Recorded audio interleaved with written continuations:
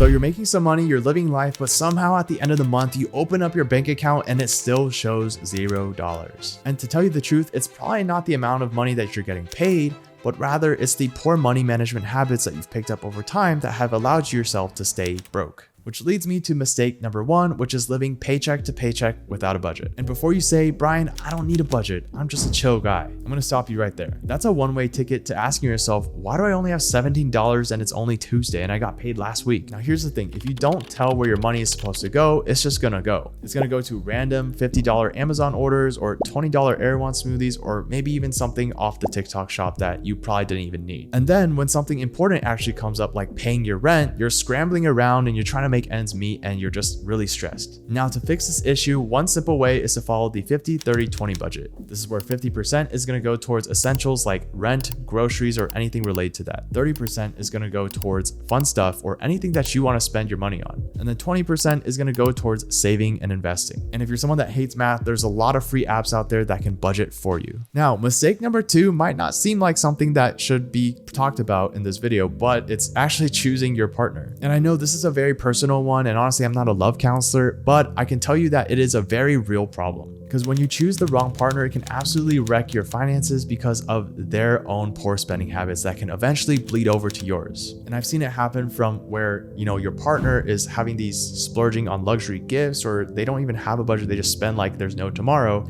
and they might go out of debt and they ask you to borrow your money. And then when you borrow your money, they don't give it back to you because they couldn't even keep it in the first place. And then the end result is you and your partner are now broke and stuck in this really awkward situation. Now, a solution to this is honestly just talk about it early on in your relationship and your money goals. The earlier you talk about it, the better understanding you can get from each other. And if you see any red flags, you can address it. And remember, a healthy relationship should be something that complements each other, and it shouldn't be something that keeps both of you guys broke. Now, mistake number 3 is treating your credit card like free money. Now, I'm all for credit cards, and in fact, I own a lot of them and I use all the perks. But if you're treating it as like a swipe now, cry later type of thing, that's when problems are gonna arise. For example, if you max out your credit card just because you wanna buy the flashiest, newest iPhone to fit in with your friend group, and you make the minimum monthly payment, you're still technically in debt. And with that debt, credit card companies usually charge you a high interest rate near around 25% every single month. And they're just gonna keep charging you that until you pay it off. And essentially, you're just making the bank richer. And a super easy fix is to treat your credit card like your bank account. If you have the money ready to go in your bank account, go ahead and swipe. But if you don't have that money already, just don't even swipe that credit card. Now, mistake number 4 is thinking investing can wait. Now, I know what you're thinking. You're 20 years old right now, and you're probably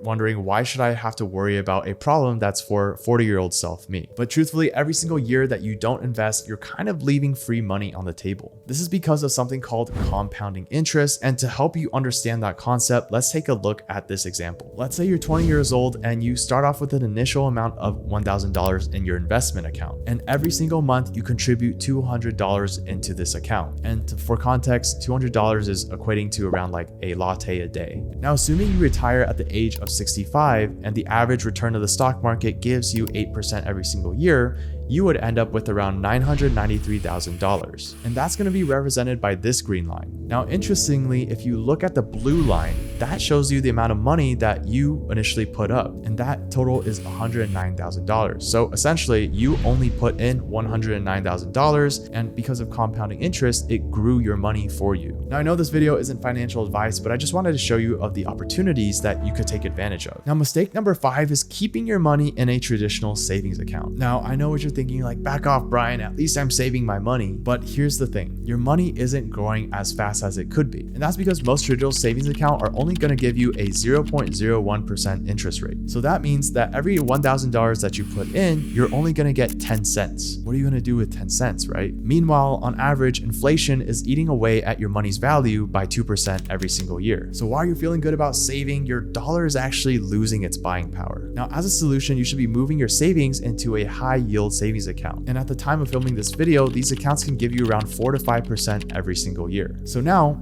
every single time you put $1,000 into this, you can expect to earn $50 instead of 10 cents. Now, I know I may have called you out a lot in this video, but honestly, these are some bad habits that you can work on over time. And honestly, you're doing yourself a great favor by just listening to this video and staying consistent with these goals that you're going to set for yourself. And if you guys want to keep learning more about personal finance or topics like this, be sure to subscribe or check out my TikTok page where I break down a lot of complex financial topics into really bite-sized slideshows. Let me know what you guys want to see in my next video, and with that, I'll see you guys in the next one. Peace.